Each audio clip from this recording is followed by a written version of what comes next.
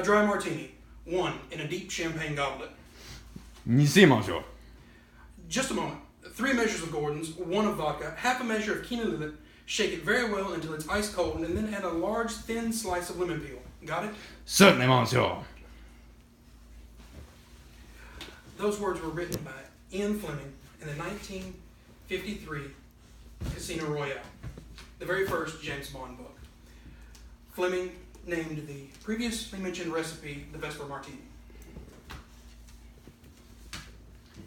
The name's Welch, Michael Welch, and this is Shaken Not Stirred, a classic updated. This evening we'll be discussing an updated recipe for the Vesper Martini. Now this drink is 64 years old, but I think it is still a good drink. It is classy, it's cold, and I really enjoy drinking them, and I hope you enjoy it as well. We're going to discuss the challenges of updating this recipe due to changes in the alcohol involved, and we're going to try to capture the essence of Bond. I'm going to show you how to mix the elixir, and we're going to answer the key question, shaken or stirred. Don't worry, there'll be plenty of samples at the end for everyone. Now, the Vesper Martini has 3 main ingredients and a garnish, which I'll discuss later. The first is 3 measures of Gordon's. I have my iced shaker here. Now, in 1992, Gordon's gin was reformulated to lower the alcohol content to 80 proof, which is the standard in the United States today. This is Gordon's stablemate, Tanqueray. Tanqueray is still at 94.6 proof, so a little bit closer to the 1950s version of gin. We're going to be adding 3 measures. I'm going to do a slightly heavy pour here. Now, you can use any gin you like in your recipe as long as it's a high quality gin. Now, the next ingredient is 1 of vodka. Now, in the book, potato vodka is used. I've tasted potato vodka and it's not good. James Bond himself states that if a grain vodka had been used, the drink would have been better. So we're going to use a grain vodka. This is Grey Goose, and you can use any vodka you want as long as it's premium. I like serving friends premium. So we're going to use 1 measure of vodka. 100% proof vodka, like it was used in the 1950s, is still available. It's just very hard to get. I did purchase a small bottle of it. It was extremely cheap, and it tasted so. Finally, we have a half a measure of quina lillet. Now, in 1986, quina lillet was reformulated to just lillet, a French aperitif wine. It was reformulated to take out the quinine, which leads to a less bitter taste. None of us in here have malaria, I think, so I think we'll be okay. Now, in the Time magazine article in November of 2008, James S.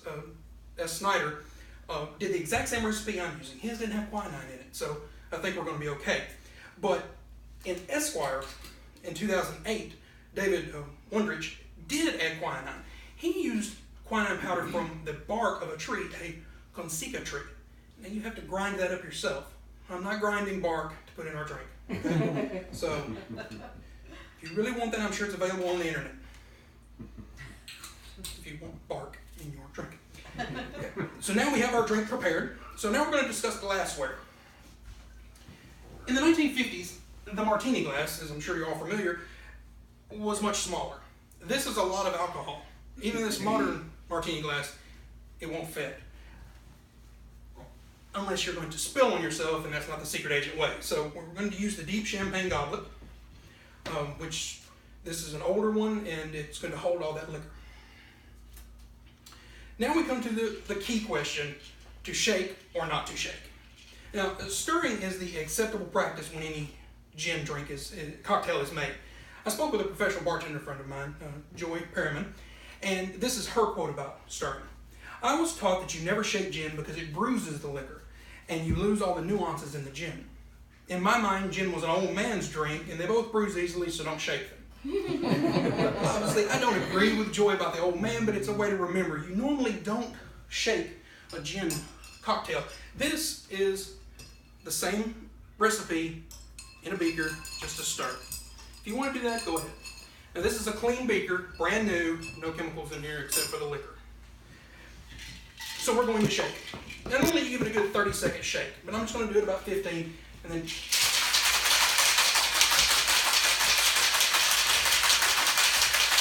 now, the British Medical Journal, in their Christmas edition, 2013, did a fun little study. They measured James Bond's alcohol consumption in the novels. They determined that he drinks 4 times the advised maximum consumption for an adult male weekly. So they have a quote at the end of their study. We conclude that James Bond was unlikely to be able to stir his cocktails even if he wanted to because of the likely alcohol-induced tremor. So, it's a good reminder, enjoy responsibly. Okay.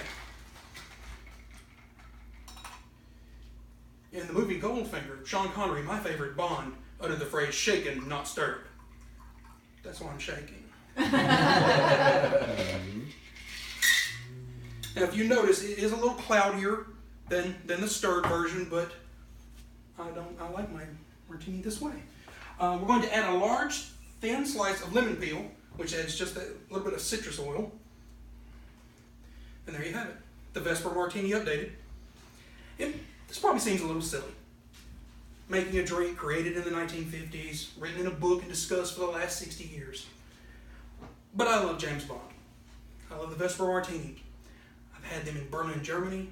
I've had them in Nashville and many places in between. I've had them with friends celebrating. I've had them on a lonely New Year's Eve by myself. They're clean, cold, and very classy. So, take my advice. Shake yourself up a couple of Vespers, and as long as you're 21 and up, enjoy your license to drink. Thank you.